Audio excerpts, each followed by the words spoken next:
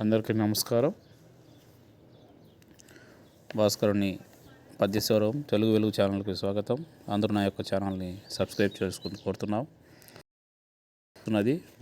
నెల్లూరు జిల్లాలోని స్వర్ణాల చెరువు ఒడ్డున ఉన్నటువంటి బారాషా దర్గా. బారా అనగా 12, షాహీద్ అనగా వీరులు. 12 మంది వీరులు సమాధులు ఇక్కడ ఉన్నాయి కాబట్టి దీన్ని బారా షాహీద్ దర్గా అంటారు. వెనక స్వర్ణాల చెరువు ఉంటుంది. రొట్టెలు మార్చుకునేటువంటి చోటది. హిందూ ముస్లింలు ఐకమత్యంతో జరుపుకునే పండుగలలో ఇది నెల్లూరులో ఉన్న స్వర్ణాల చెరువు వద్ద జరుగుతుంది.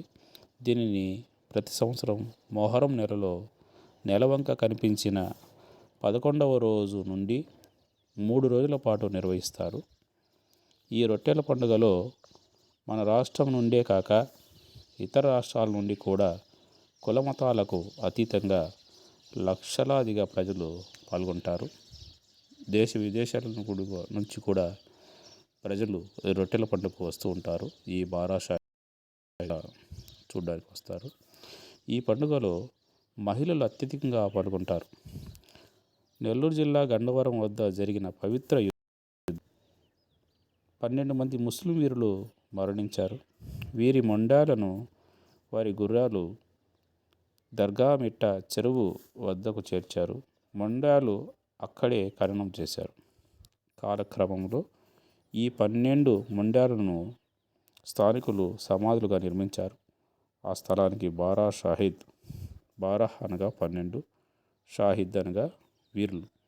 లోపల దృశ్యాలను 12 మంది వీరుల సమాధుల దృశ్యాలను మీరు చూస్తున్నారు. ఈ 12 మంది తలలలో 7 తలలు మాత్రమే యుద్ధం జరిగిన చోట లభ్యమయ్యాయి. ఆ 7 తలలు లభ్యమైన ప్రదేశాన్ని షాతో షాహీద్ అంటారు. నెల్లూరు ప్రాంతాన్ని పరిపాలించిన ఆర్కాట్ నవాబు భార్య తీవ్రమైన అనారోగ్యంతో బాధపడేది. ఆ రోగమునకు నవాబు ఎన్ని ప్రయత్నాలు చేసినా ఫలితం లభించలేదు.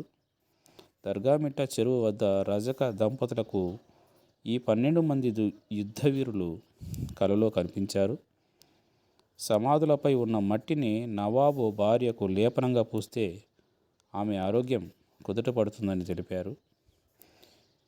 ఆ దంపతులు ఈ విషయాన్ని నవాబు ఆస్థానంలో రాజగురువుకి తెలియజేశారు. రాజగురువు ద్వారా విషయం తెలుసుకున్నటువంటి నవాబు బారా షాహీద్ నుండి మట్టి తీసుకువచ్చి తన భార్యకు లేపనంగా చేస్తాడు.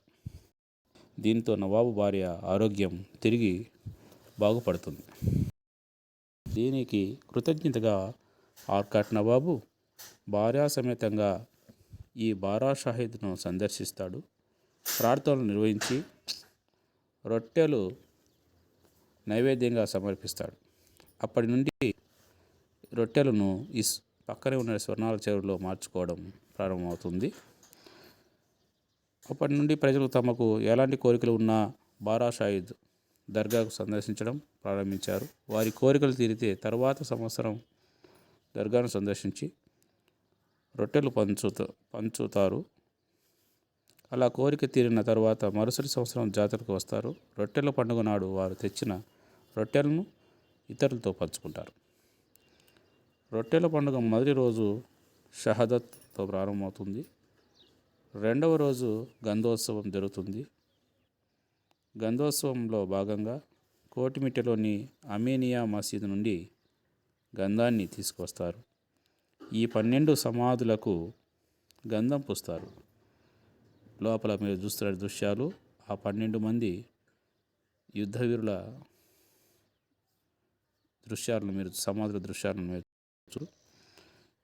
ఈ 12 మంది సమాధులు గంధం పూస్తారు. పూసిన తర్వాత మిగిలిన గంధాన్ని భక్తులకు ప్రసాదంగా ఇస్తారు. మూడవ రోజు రొట్టెల పండుగ. ఆ రోజు భక్తులు వెనకనే ఈ బారా షాహీద్ దర్గా వెనుకనే ఉన్నటువంటి స్వర్ణాల చెరువులో దిగి రొట్టె ఒకరికొకరు ఇచ్చి పుచ్చుకుంటారు. ఇది ఈ బారా షాహీద్ దర్గా రొట్టెల పండుగ యొక్క నేపథ్యం కథ. మీరు ఇప్పుడు చూస్తున్నది బారాషాహి దర్గా బయట ప్రాంతంని దృశ్యాలను మీరు ఇప్పుడు చూస్తున్నారు. ఈ బారాషాహి దర్గా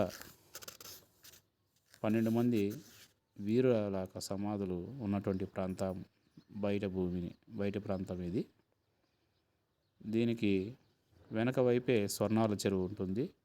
అక్కడే రొట్టెల పండుగ జరుగుతుంది. ఈ రొట్టెల పండుగలో పాల్గొనడానికి వారి కోరికలు తీరినప్పుడు తర్వాత సంవత్సరం వేరే వాళ్ళకి రొట్టెలు పంచుతుంటారు. అవి అనుకున్నటువంటి దృశ్యమే రొట్టెల పండుగ, స్వర్ణాల చెరువు. నా యొక్క ఛానల్ని అందరూ సబ్స్క్రైబ్ చేసుకోండి. స్వర్ణాల చెరువు గురించి రేపు వీడియోలో వివరిస్తాను. రొట్టెల పండుగ గురించి మళ్ళీ ఇంకొక వీడియోలో తెలియజేస్తాను. ధన్యవాదాలు.